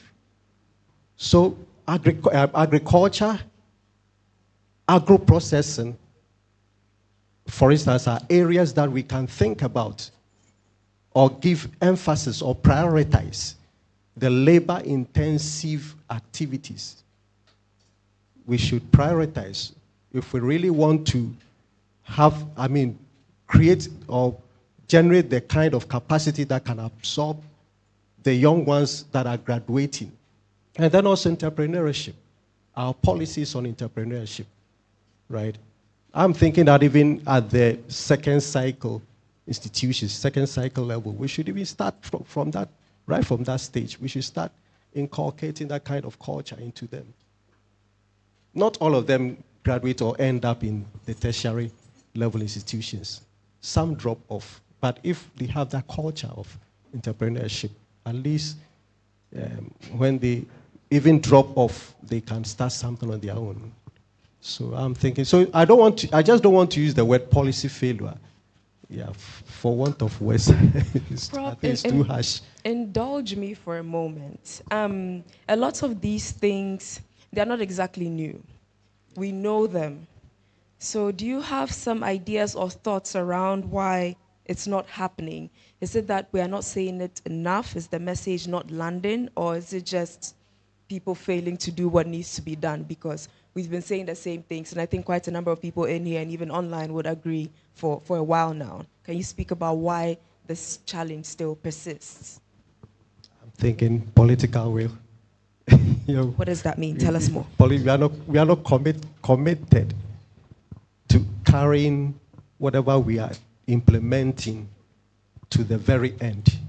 We've had series of policy reversals, possibly because when we see there are trade-offs, and we think that there are some adverse consequences, and it's something that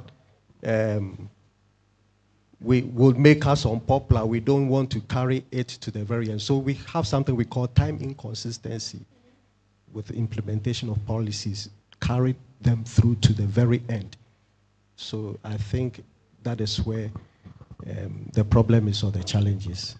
Thank you very much. Professor, did you want to add something? Or? I just wanted to add to what he said. He said he's made he's made very valid points about what contributes to growth in the economy, services sector. And if you go deeper and look at the subsector within the services sector that is contributing to growth in the economy, you would see that is the ICT sector. And that is, as he said, capital intensive, not labor intensive. So if we are thinking about creating jobs, we want to look elsewhere. We want to look at agro-processing. We want to also look at tourism as a way of creating jobs. And when we talk about tourism, we look at the entire value chain within tourism, We are looking at the arts and crafts. We are looking at the accommodation and food. I'm talking about the hotels, the restaurants, and food. All of these generate some tradable outputs, in a way, agro-processing tourism, that we could focus our attention on. And because they are labor-intensive, we are able to create the kind of jobs that we want to be creating in this country so that our growth does not become jobless. And then we are able to earn some foreign currency to also stabilize our city, because once you venture into agro-processing, exporting becomes easier, and then you can earn something for the country that would be used to create more jobs. Again, hitting on his point on entrepreneurship, inculcating the entrepreneurial ability in the minds of our young ones, I think is a good idea. However, not everyone can be an entrepreneur. And so you need to be able to segregate those who have the ability to be entrepreneurs. And then rather also look at giving all students some soft skills. At the moment, the way our curriculum has been designed has been like hardcore academic work. Our students, I mean, I have to manage what I say, but mainly our curriculum has been developed in such a way that people focus on the academics. The soft side, of academics is not really there, like leadership roles, things that would make you employable, right? Even how to compose yourself and comport yourself when you have an interview, developing your CV, all these are points that have to come or feed into our curriculum to sort of prepare our young ones to become employable, so that once they are done with school, they would easily move into job opportunities.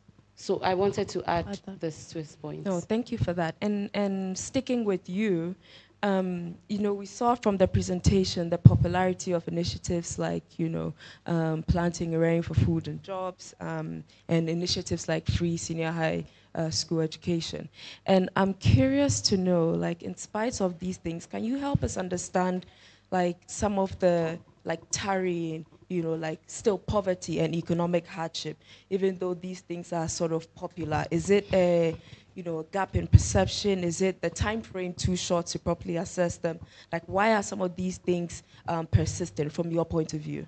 So when you take a policy like the free SHS, like she said, it's a great policy because, I mean, from where I sit in academia, I see people coming from very deprived backgrounds, and I ask myself, if it hadn't been the free SHS policy, how would these people, and these are very bright students, that because an opportunity has been granted to them, they are able to, progress from secondary school to the tertiary institution, etc. I have my own issues, like Prof was also saying, with the implementation, and she said, of the free SHS program, in terms of why it's not really targeted, why it's like a wholesome policy for everybody, because there are genuinely some people who can pay. So why are we not making space for those who cannot pay and improving the quality in those in the secondary schools for all secondary school students? But as you said, it takes time for any policy that affects human development to for us to see the fruits. We would not. It started in 2016, if I'm correct, or 2017. 2017, right? And we are in 2024. We've done 7 years of free SHS. Possibly the first batch would have finished, the second batch would also have finished if we are talking about 4 years. If we speak about medical school, maybe some of them have not even completed yet. And so, yes, it would take time for this policy, for us to see the fruit of this policy.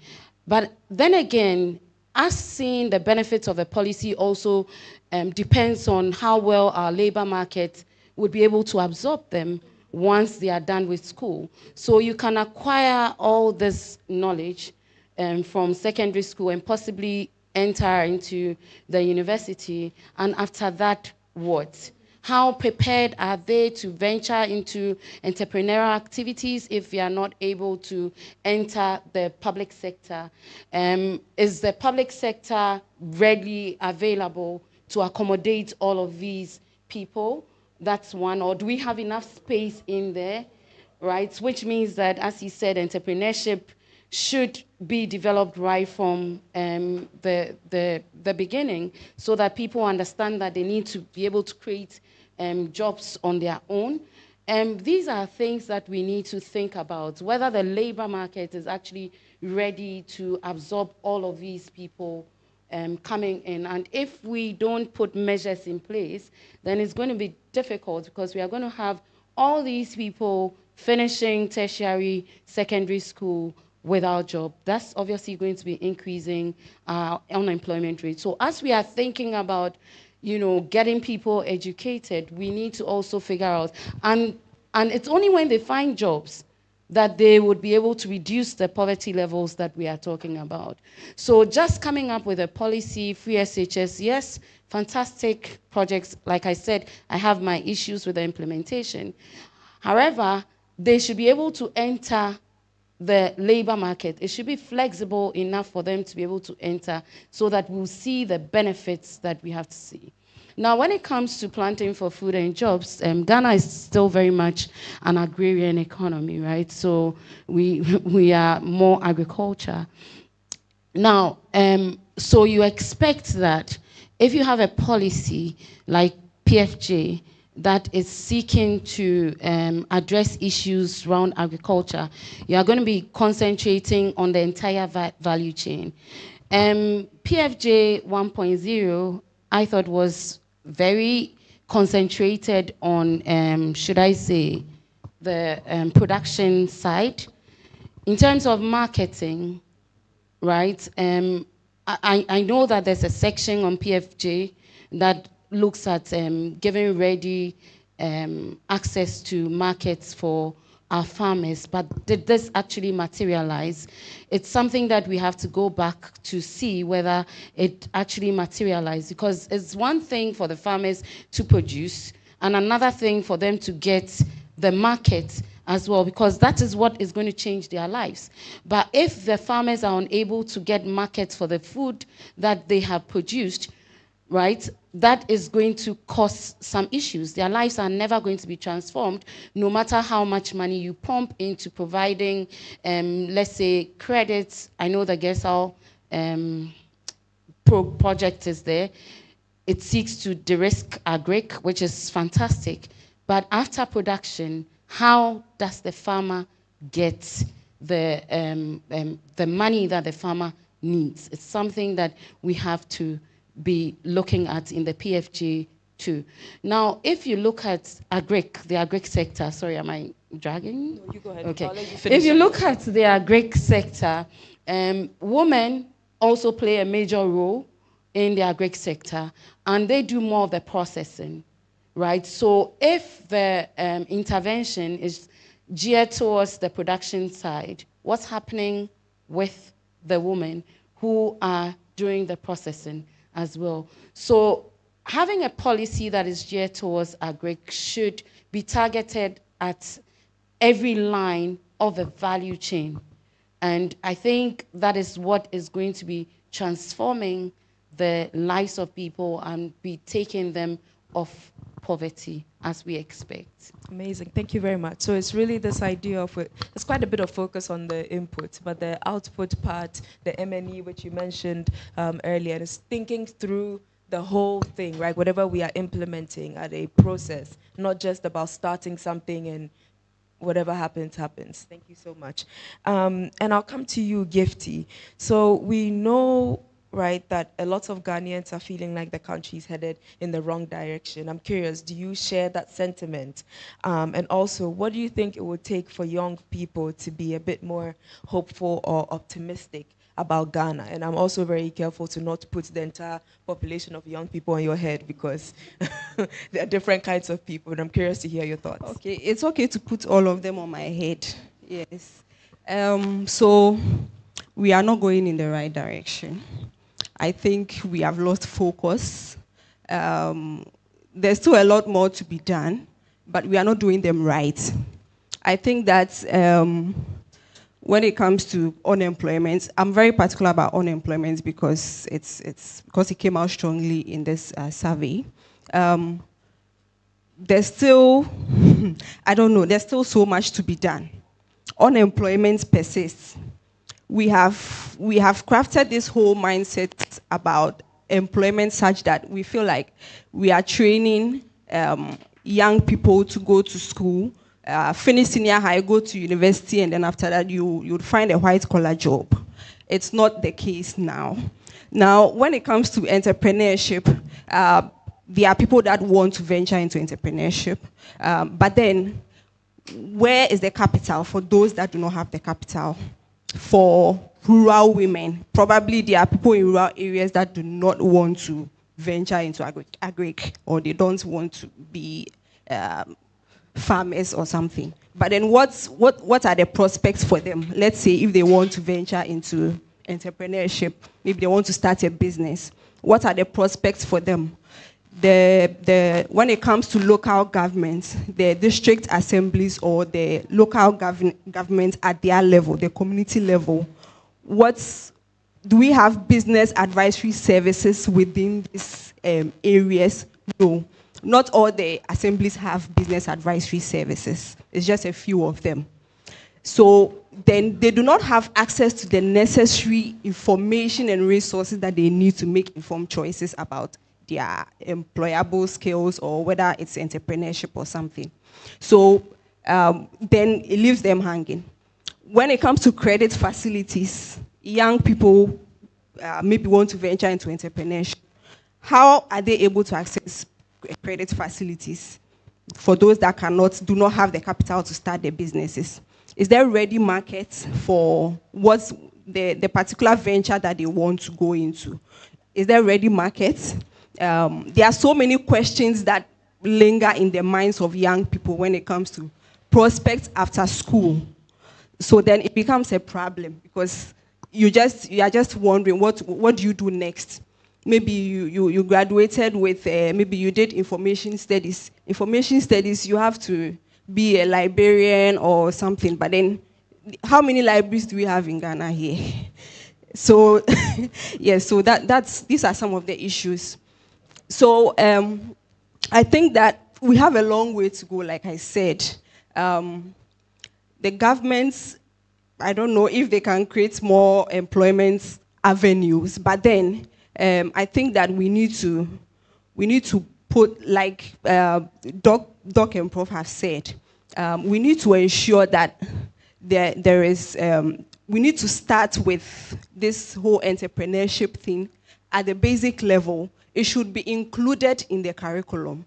It's not just about doing science, math, English, social studies. That's not all there is to life, and you can all attest to that. Yes. So the employable skills training, there should be more skills training. I know that government is doing some level of training when it comes to, let's say, I think TVETs, CTVETs, and all that. Yes, they are doing a lot. But how sustainable are these? Now we can also look at geographical locations. When it comes to geography, let's say in maybe someone is in the northern region. In the northern region, they have shea butter. So if maybe someone wants to venture into shea butter business, or maybe wants to export, is there ready markets? How does a person go ahead to do that? It still boils down to this business advisory services. I don't think the northern region has that business advisory service at their level, the local government level over there. So then how do we translate, how do these skills or knowledge that we gain from the universities translate into employment or into future prospects? So then that's where the gap is. I think if government addresses some of these issues and then creates more sustainable opportunities for young people, it will go a long way in ensuring that economic development is also attained. Thank you. Prof. I wanted to add something. Can I pose my question to you? It's linked to that, so you can package it for us.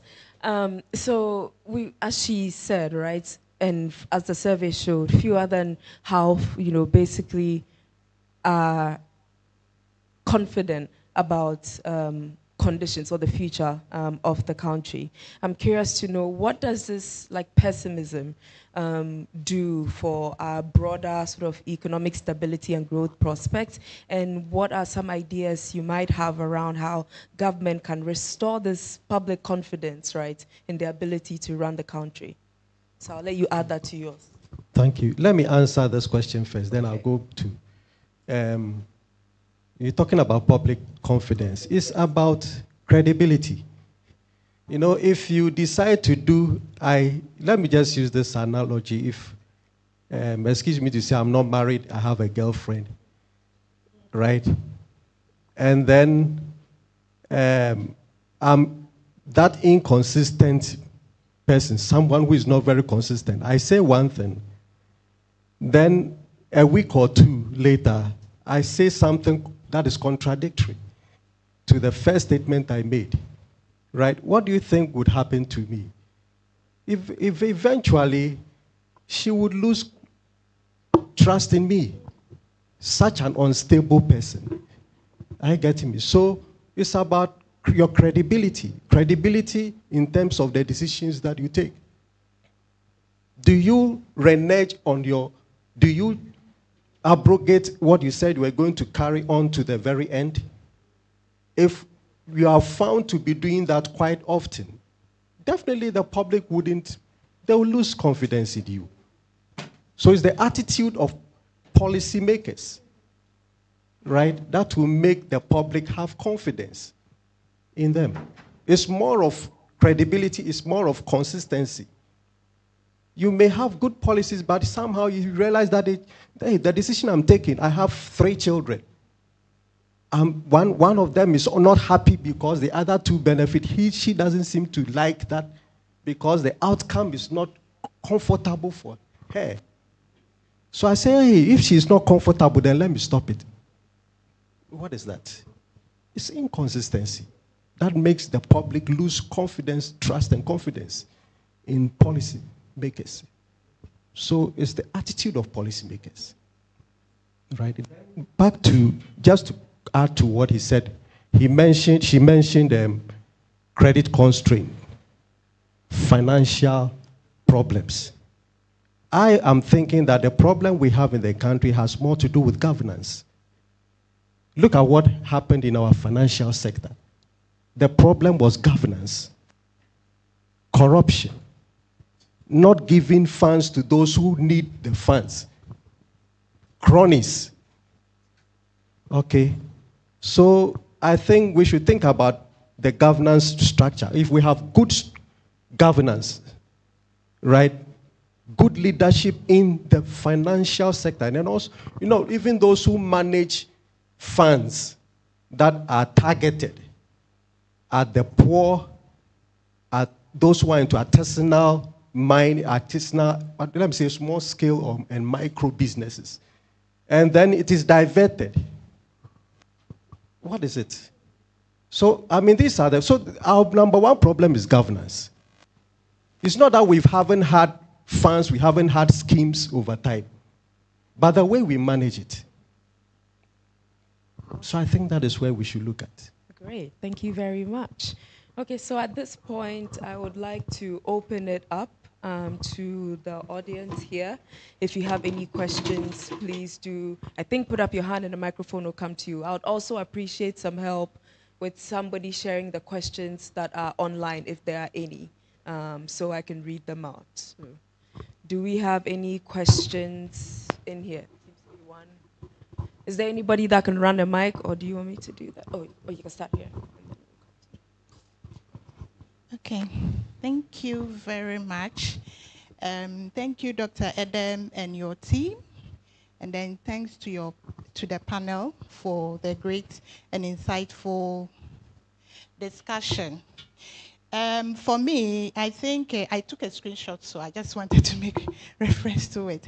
So for me, I think that the data that has been presented, the most important needs or problems, I think I love the fact that the team was able to disaggregate the data based on the demographics.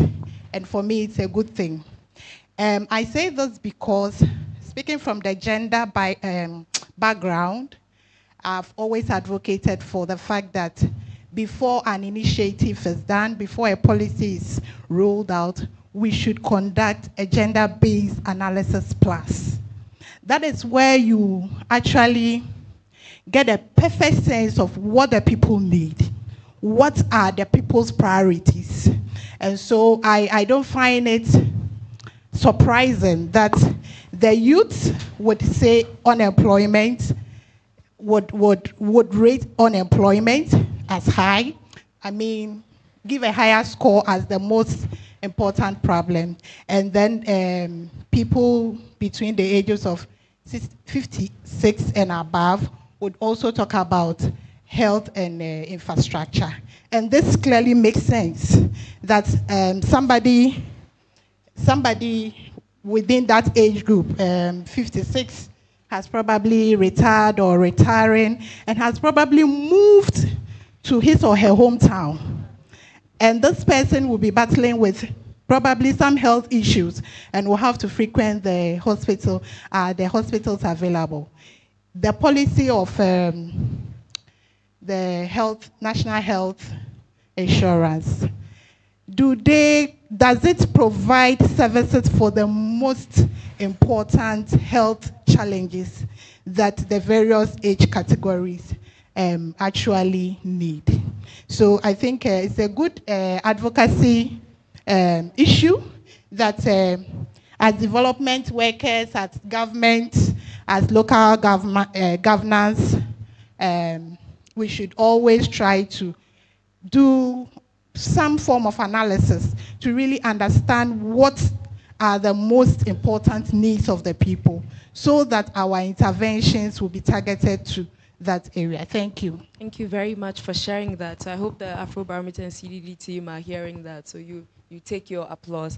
I just wanted to ask, because I'm quite aware that one of our discussants, Gifty, has to leave shortly. So if anybody has a question directed to her, I would say to ask now. If not, I would like us, wait, does anybody have a question actually? If not, I would like us to please give her a round of applause and we can excuse her. Thank you, Gifty. Okay, back to the room. I believe there was a question in the back. Yeah.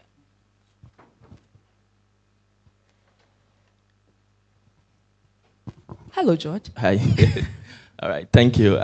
Yeah, so I found the three issues quite interesting and also how persistent they are. But I mean, with a bit of reflection, you realize that they're also connected. If you take it to the continental level, for instance, if you consider Northern Africa and Southern Africa, they really have, they do well with economic management, also economic stability, also with economic opportunity in terms of employment, and they also have far better infrastructure. So to my mind, there's got to be some connecting development story here, and I'm curious to know what the panelists think could be the connecting factor here. What's the root cause? Connecting the three problems there, yeah. Thank you, George. Okay, Dr. Dihidak, do you want to go first?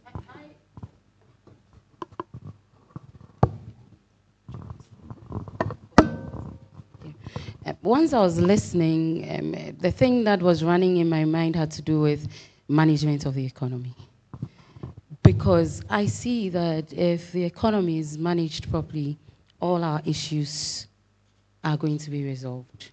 So if you ask what the connecting factor is for me, I think it's about management of the economy. If you manage the economy well, cost of living will be low, unemployment would be low, health, we would resolve our health issues, we would resolve our infrastructural issues, we will concentrate on the things that would benefit the citizens, not the populace kinds of interventions that we would usually come up with. So if you ask me what the connecting factor is, I would say management of the economy, and everything falls under that.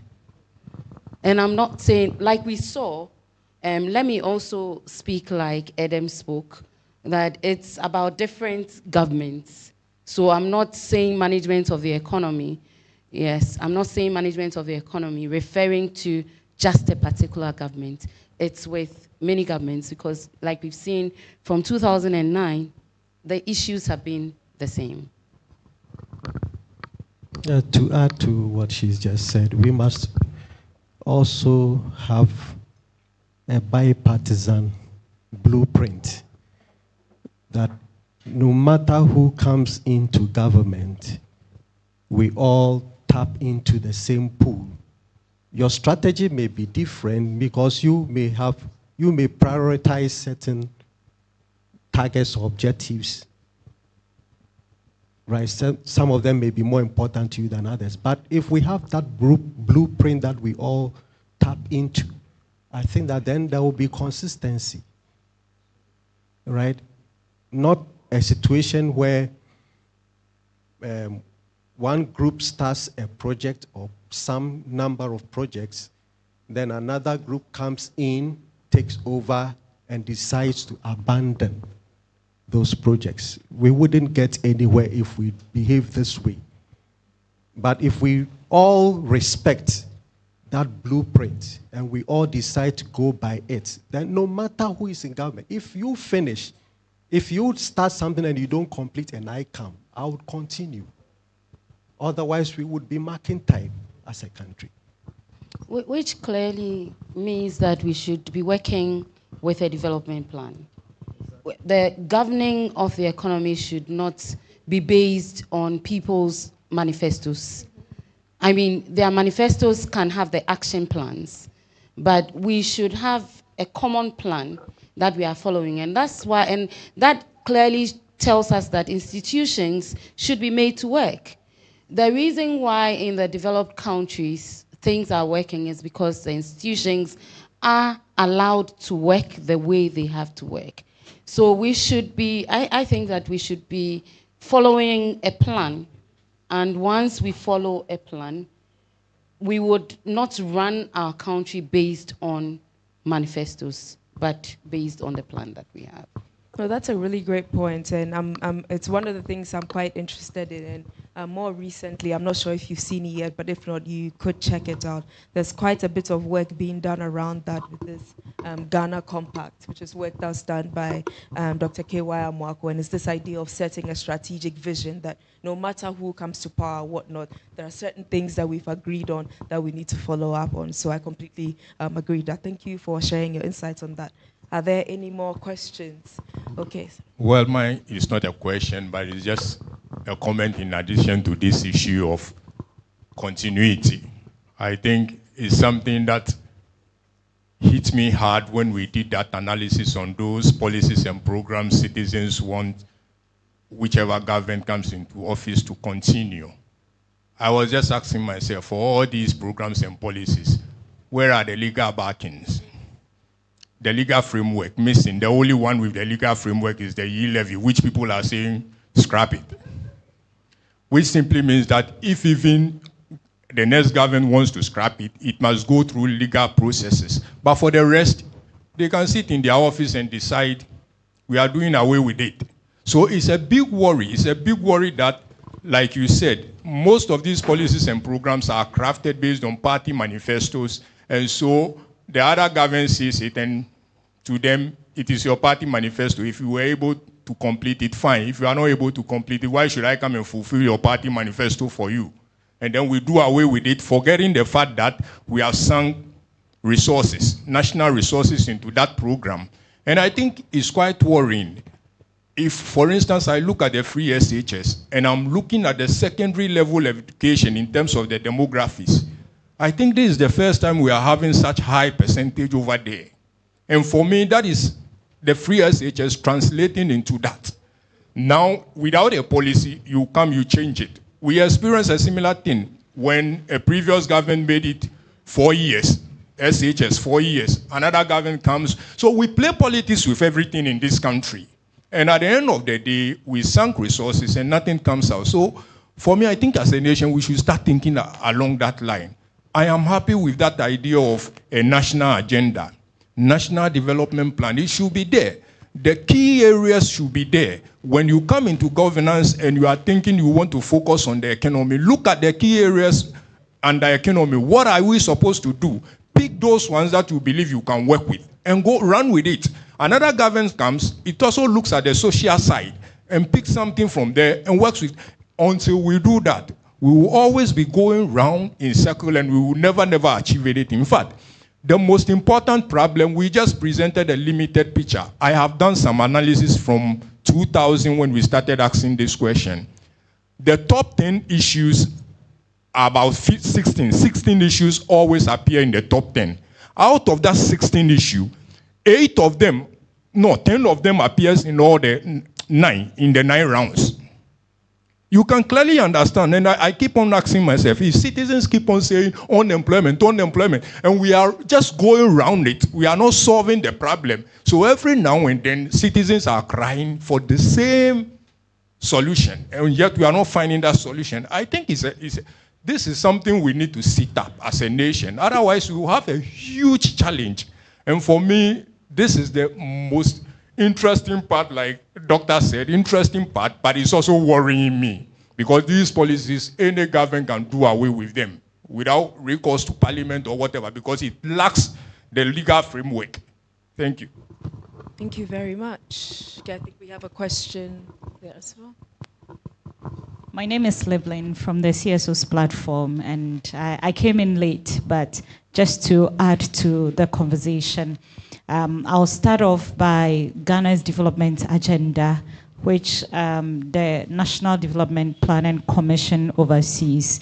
What has happened is that this institution, which is supposed to own Ghana's development agenda and then guide whoever is in power in our institutions to implement them, first of all, lacks a legal mandate to hold any institution accountable. And so even what we have, we are not really privy to it. And the double problem is that they only play an advisory role to a certain government. And so once we don't give them that legal mandate to hold a government accountable, no, this cannot appear in your manifesto. It is not in line with our 5-year agenda. You have to review your manifesto. Nobody queries the manifesto in a manner that it should be queried. And that leaves us with a problem. And the second issue is last year, when the United Nations ordered countries to prioritize 5 cascading indicators of the 169 SDG indicators, Ghana's top priority was corruption, transparent institutions, and accountability, SDG 16.4, and the other 5. And when NDPC did the mapping, you will realize that when the issue of corruption, transparency, and accountable governance is solved, it was going to cascade into over 70% of the indicators that we should be achieving as a country.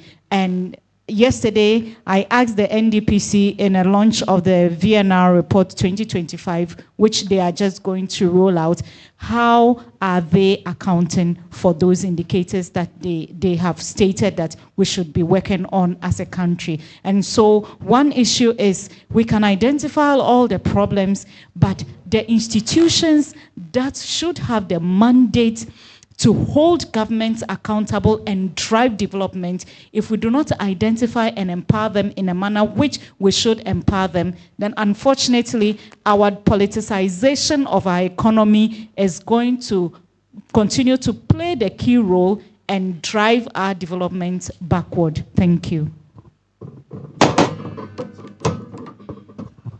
Thank you very much for the comment. We'll take the last question. Is there any All right, question thank you. online by chance before we this round? Okay, so this will be the last All right, question. thank you very much. And thanks to Dr. Salome and our panel for the discussion so far. So my question goes to Prof. and then Doc. All right. Prof and Prof. All right. So our two profs. I just want to, I mean, sitting down and listening to the two of you particularly, I'm just wondering, what are you seeing that maybe some of us that probably are not economic experts really in that sense are not seeing? Because, I mean, if I look at what the data says as against your response that, well, you are seeing a brighter future, you are seeing things will do, I mean, things are going to go well, as against what citizens are saying. 82% are saying that, well, the country is going towards the wrong direction, which is about 5% percentage decrease from 2022's data. Currently, as we speak, I have been following the two political parties, and I'm sure all of us have been following what the manifestos are promising and what the two leading candidates are saying. None of the two candidates, leading candidates, are talking about how to address our debt crisis. We have about $51.67 billion debt, which is about 71% or so debt to GDP. I mean, we have devaluation of the cedi. We have, none of them are even talking about how to address, you know, the fiscal indiscipline. I've heard the two leading candidates saying, okay, I'm going to do with 30 cabinet ministers or 40 cabinet ministers. They are not even talking about their presidential staffers and the likes. None are talking about how to ensure fiscal discipline. And I mean, sitting down, I'm listening to you, well, there's a brighter future.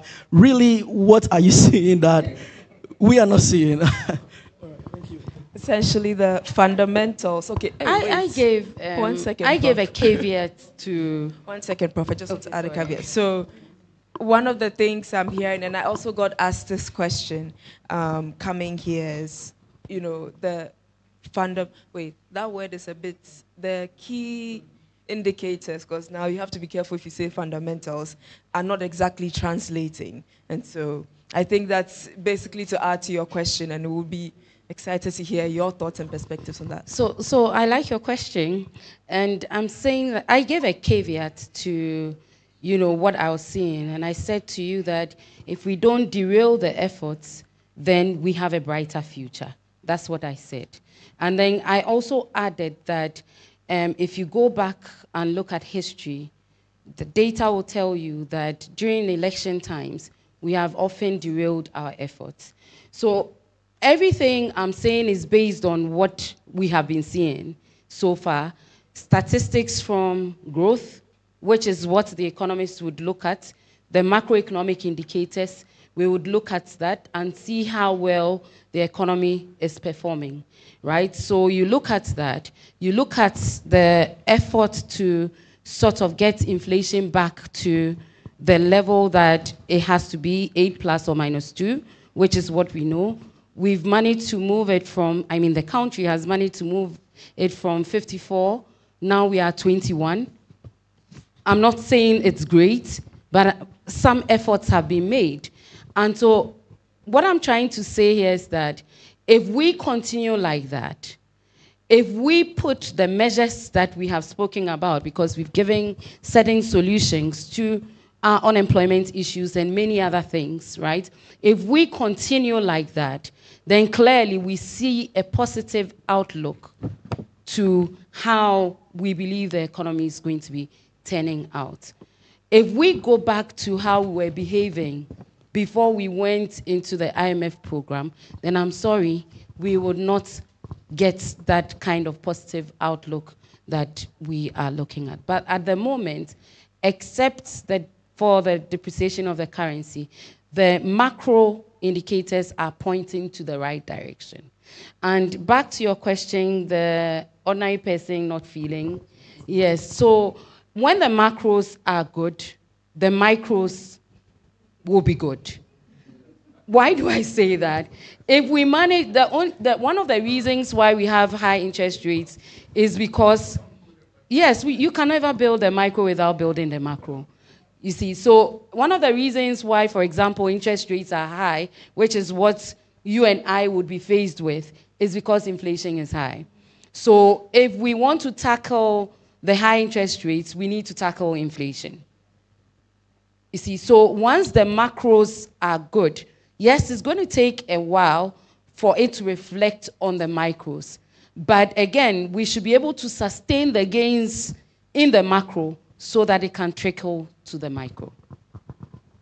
Just to add to what she said, I want to use some simple language. Maybe you are struggling with some technicalities. So I'll try to be a bit simple. Let's just take two indicators. Two.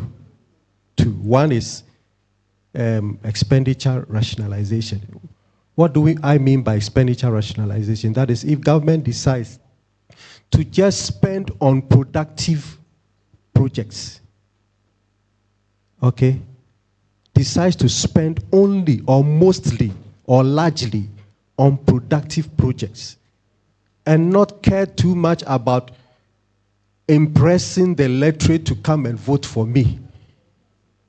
One. Two, you would have be observing that interest rate, even at the retail level, I've had my bankers call me twice or thrice telling me that interest rates have come down. Won't you come for top up? Right? I'm just trying to be simple. So if interest rate keeps falling, or at least it is kept at where it is now, we will see good outcomes. Or if government shows us that it has repented, they have repented their actions, and are now trying to spend more on productive projects from now moving forward, then we would get somewhere. We will get some good results. That's what we are saying. But if they go back, Charlie, it looks like the opposition is, or it looks like my opponents are, so let me butter the bread of people, put 100 CDs, 200 CDs in their pocket so that their mind changes. Then we would derail the course. So I don't know if your question is answered. So if what we are doing, just as she said, if what we are doing now, if what government is doing now, if what those who matter, economic managers are doing now, if they continue with it, then we have a brighter future. But if they don't, it's conditional. When we make projections or we make forecasts or we make predictions, it doesn't mean that it will be so. If they change their minds, it will not happen. Thank you, Prof. And to round us off, I'm just curious to know, so let's say it's January 14th, 2025, and you are sitting in front of whoever it is that may be the president. Given the findings that we've seen today and some of the comments from the people in the room, what would you say to whoever is the president about some of the things to consider / focus on, so we don't have these types, so we don't keep having these types of conversations where it's, well, if you do this or if that, because the cycle keeps happening. So I'm curious to know what your thoughts, not what you would say to whoever the president is in January 2025. So I would say continue with whatever policies are good. So as we have seen, citizens want some policies continued. So whoever assumes power in January should continue with those policies. If they have to review the policies, they should review the policies and make them suitable for our context, right? So for example, if free SHS has to be reviewed, it has to be reviewed. But clearly citizens want free SHS. So we have to continue with it, but we have to review it and see what we can do to make it sustainable. We can think of how to finance it to make it sustainable. But clearly citizens want that. Citizens want planting for food and jobs.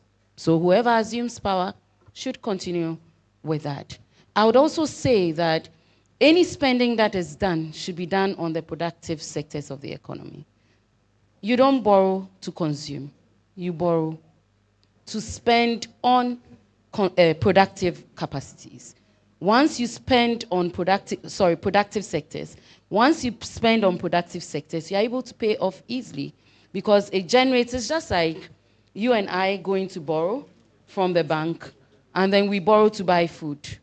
Clearly, we are going to have problems with repayment. But if we borrow to carry out projects that can pay off what we have borrowed, then we are able to do something big for the economy. So investing in productive sector of the economy is the way to go for whoever assumes power. Thank you. Professor Seydou. So just adding to what she said, I think what the next government should do is to identify constraints, challenges, and then try to make these projects work better than they did. So it's all about duty, but let them work better. Thank you. Thank you. Okay, so to wrap up this conversation, please let's give our discussants a round of applause. And to everybody here, those who stayed, the troopers, those online, thank you so much for giving us the time. If you want to learn more about the findings, please go to the CDD-Ghana website or Afrobarometer. There's a lot to explore and to find out in there, not just about Ghana as well, but about other African countries. So I'll entreat you to do just that. But once again, thank you for taking the time to be here. And we hope that these conversations continue beyond here. Let's use some of these data to actually have informed conversations and push for better decisions, whether that's at home, in our workplaces, or the larger policy space. So once again, thank you, everybody, and have a wonderful rest of your evening.